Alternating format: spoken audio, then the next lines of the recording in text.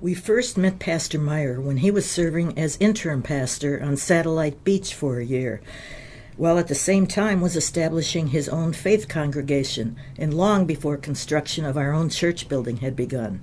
My husband Glenn and I often spent weekends at Patrick Air Force Base and would always attend service at Our Savior.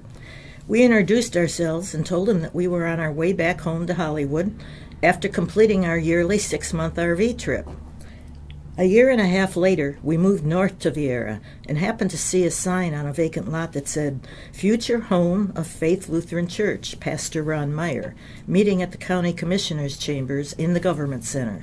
Remembering his name and how we had enjoyed his service at Our Savior, we got directions and headed for the chambers the following Sunday. There was very little on the west side of I-95 back then, except for the stadium and the government buildings. Where the mall is now, deer crossed the road in front of us, and cattle grazed in the field. A really peaceful rural setting back then.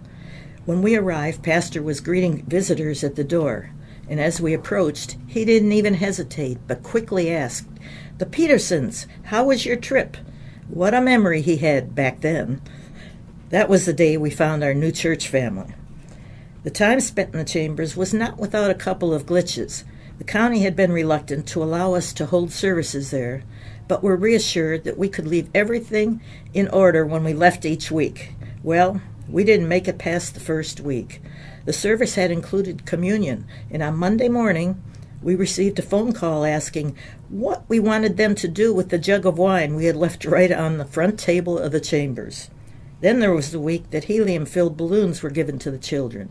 They were told to hold on tight to them. Well, you know what happened. Some of them let go, and the balloons headed for the very high ceilings. I'm sure there are still some of you out there who remember the job of retrieving them before Monday morning.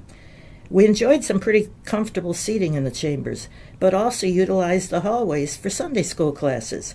That's called making do with the space we felt blessed to have.